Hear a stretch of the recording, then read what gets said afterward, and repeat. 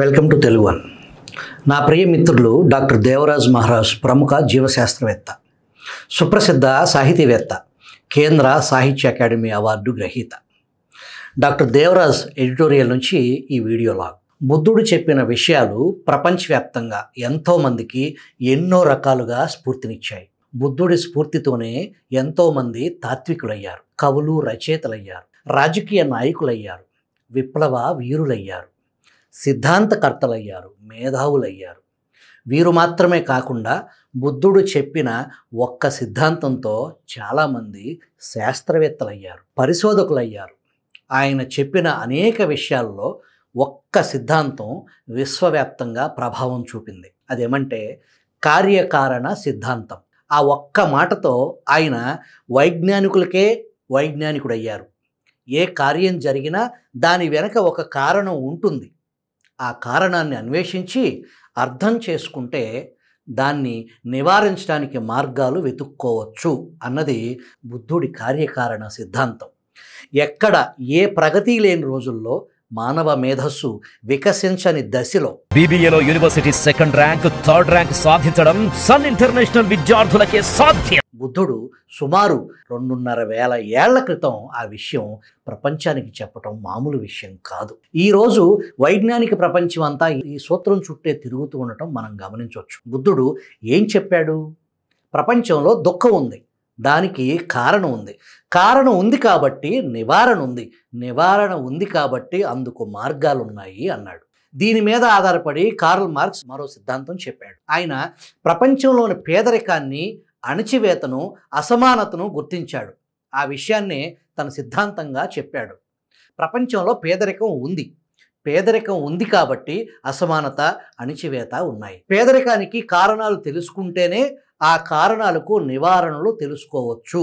ఆ నివారణకు దారులు సమసమాజ స్థాపన, క్రాంతి, విప్లవం అని వివరించాడు. మార్క్స్ లోతుగా తరచి చూస్తే మార్క్సిజం బుద్ధిజం పునాదులపైనే నిర్మాణమైంది అనిపిస్తుంది. నేటి ఆధునిక వైద్య శాస్త్రమైన ఏం చెబుతుంది? ప్రపంచంలో రోగాలు ఉన్నాయి కాబట్టి ఆరోగ్య సమస్యలు ఉన్నాయి. అవి ఉండటానికి కారణాలు ఉన్నాయి. ఆ కారణాలు బ్యాక్టీరియా, వైరస్ కావచ్చు, వారసత్వ లక్షణాలే కావచ్చు, మరి ఇంకేదైనా కావచ్చు. కారణాలు ఏవైనా అందుకు నివారణలు ఉన్నాయి. ఆ నివారణకు వేర్వేరు దారులు ఉన్నాయి. ఆ దారులు ఏంటి? చికిత్స, థెరపీ, ఆపరేషన్ వగైరా ఏదైనా కావచ్చు. ఒక్క వైద్య శాస్త్రమే కాదు, ఇతర అన్ని శాస్త్రాలు ఆ ఒక్క కార్యకారణ సిద్ధాంతంలోంచి వెలువడ్డవే. ఉదాహరణకు తొలి రోజుల్లో మనిషి చేపను చూశాడు, చేప నీటిలో ఈదటం చూశాడు. అది ఎలా తేలగలుగుతుందో, ఎలా ఈదగలుగుతుందో వాటికి సంబంధించిన సాంకేతిక పరిజ్ఞానం తెలుసుకున్నాడు. కాలక్రమంలో నీటిపై తేలుతూ ప్రయాణించగల పడవ, ఓడ, స్టీమర్ రూపకల్పన చేసుకున్నాడు. అలాగే మనిషి పక్షిని గమనించాడు. అది రెక్కలాడిస్తూ గాలి ఒత్తిడితో పైకి లేవగలగటం అధ్యయనం చేశాడు. దాని వెనుక గల కార్యకారణ సంబంధాన్ని అర్థం చేసుకుని విమానాన్ని తయారు చేసుకున్నాడు. గద్ద ఆకాశంలో ఎగురుతూ కింద భూమి మీద గల చిన్న కోడిపిల్లను ఎలా చూడగలుగుతుందో పరిశీలించి లెన్సుల్ని ఆవిష్కరించాడు. దూరపు చూపు, దగ్గర చూపుకు తగిన కటకాల్ని తయారు చేసుకున్నాడు. ఆవిరి ఎంత బలమైందో జేమ్స్ వాట్ గ్రహించగలిగాడు కాబట్టి ఆవిరి యంత్రానికి ఇంజన్, రైలు ఆవిష్కరణలు జరిగాయి. ప్రతి కార్యానికి కారణం ఉంటుందన్న విషయం గ్రహించిన శాస్త్రవేత్తలంతా తమ రంగాలలో పరిశోధనలు కొనసాగించారు. నూతన ఆవిష్కరణలతో విశ్వ మానవాళికి మేలు చేస్తూ వచ్చారు. ఈ విషయంలో శాస్త్రవేత్తలంతా బుద్ధుని అనుచరులే.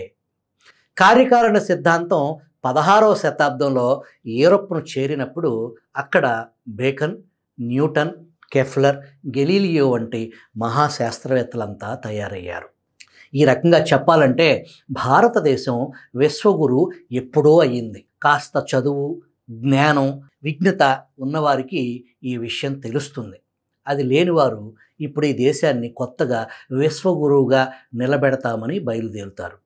అది వారి అజ్ఞానాన్ని బయటపెడుతుంది. భారతదేశం ప్రపంచానికి ఏమిచ్చింది అంటే బుద్ధుడిని ఇచ్చింది. బుద్ధుడు ప్రపంచానికి ఏమిచ్చాడంటే కార్యకారణ సిద్ధాంతాన్ని ఇచ్చాడు. ఎక్కడ ఏ ఆధారాలు లేని రోజుల్లో, ఏ పరిశీలనలు, ఏ పరిశోధనలు జరగని రోజుల్లో బుద్ధుడు ఆ సిద్ధాంతాన్ని ఇచ్చాడంటే మామూలు మాటల. ఆయనకు జ్ఞానోదయం ఏందంటే ఇదే ప్రపంచానికి ఆయన జ్ఞానాన్ని ఇచ్చాడు అనేది అర్థం. ఆ ఒక్క సిద్ధాంతం మీదే అన్నీ ఆధారపడి ఉన్నప్పుడు వైజ్ఞానిక పరిశోధనలన్నీ ఇప్పటికీ ఆ సిద్ధాంతం మీదే ఆధారపడి జరుగుతున్నప్పుడు ఇన్ని దశాబ్దాల తర్వాత మనం ఆయనను ఏ స్థాయిలో నిలుపుకోవాలి? అందుకే ప్రజలు ఆయన్ను భగవాన్ అన్నారు. భగవా అని అంటే పరిపూర్ణుడు అని అర్థం. బుద్ధుడు చెప్పిన విషయాలేవి మిగలకపోయినా, ఈ ఏకవాక్య సిద్ధాంతం మిగిలినా ఆయన బుద్ధుడుగానే శాశ్వతంగా మిగిలిపోతారు. ఎందుకంటే ఈ ఒక్క ఆలోచనే ప్రపంచ గతిని మార్చింది. ఎన్నో వైజ్ఞానిక సిద్ధాంతాలకు ఇది మూలమయ్యింది, బీజమైంది, మాతృక అయ్యింది. జీవితానికి సంబంధించి బుద్ధుడు ఎన్నో విలువైన విషయాలు చెప్పాడు. అవన్నీ మానవ ప్రవృత్తికి, సమాజ గతికి సంబంధించినవి. ఈ కార్యకారణ సిద్ధాంతం మాత్రం ప్రగతికి, పురోగతికి, అభ్యున్నతికి, విప్లవానికి సంబంధించింది. శతాబ్దాలు గడుస్తున్నా ఆ సిద్ధాంతం ఎప్పటికప్పుడు ఎక్కడికక్కడ అన్వయించుకునే విధంగా ఉంటూనే ఉంది. తరం తర్వాత తరంలో ఇది మనిషిని ఆధునికుణ్ణి చేస్తూనే ఉంది. అది నిత్య నూతనం. బుద్ధుణ్ణి ఒక సామాజిక కార్యకర్తగా, సంఘ సంస్కర్తగా, తాత్వికుడిగా, ముఖ్యంగా మార్గదర్శిగా చూడకుండా ఆయన్ను దేవుళ్ళలో కలపటం, ఆయనకు మతాన్ని పొలవటం ఆలోచన లేని కొందరు చేసే పిచ్చి పని.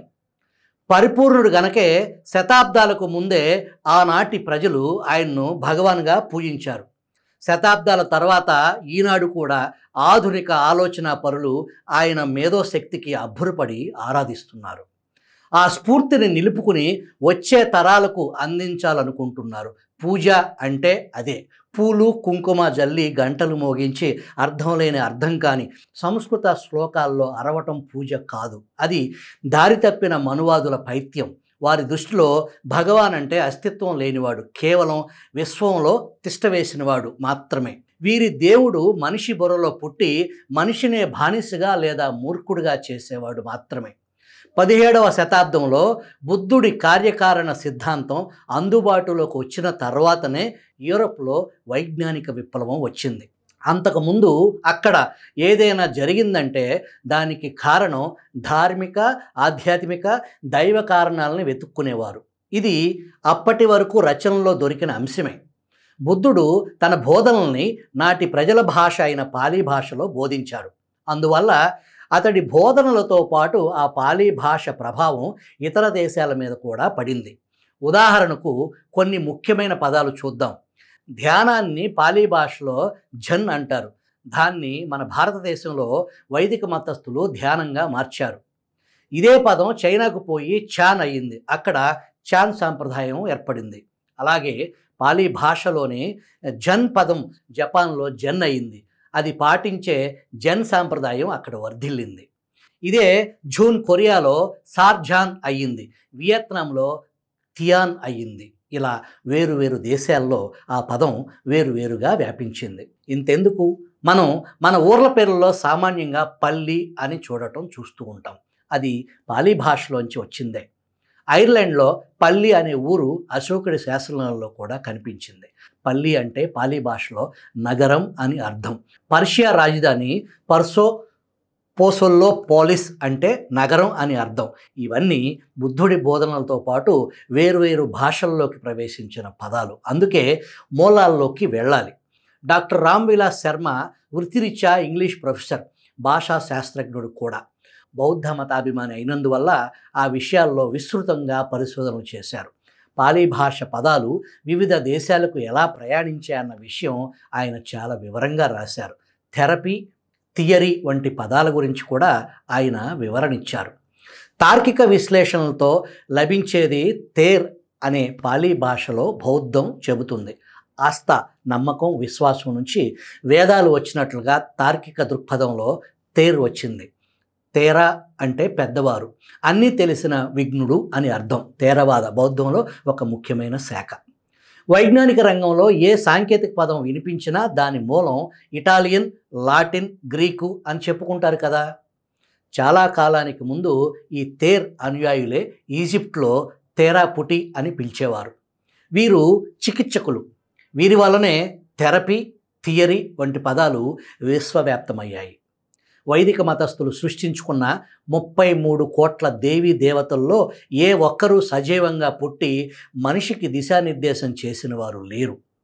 ఇతర మతాలలో కూడా అదే పరిస్థితి అని ప్రత్యేకంగా చెప్పాల్సిన పని లేదు. మత గురువులు ఉన్నారే కానీ అసలు దైవం వంటి వారు ఎవరూ లేరు. కనీసం ఏదో ఒక కాలంలో ఉండి అంతరించిపోయారన్న ఆధారాలు కూడా లేవు. ఈ తేడాను గమనించి అర్థం చేసుకోగల స్తోమత గలవారికి మాత్రమే విషయం అర్థమవుతుంది. ఏదో ఒక మత విశ్వాసంలో బలంగా పాతుకుపోయిన వారికి బహుశా ఈ విషయాలు నచ్చకపోవచ్చు. అబద్ధాల్లో సుఖాలను వెతుక్కునే వారికి నిజాలు ఇబ్బందికరంగానే ఉంటాయి.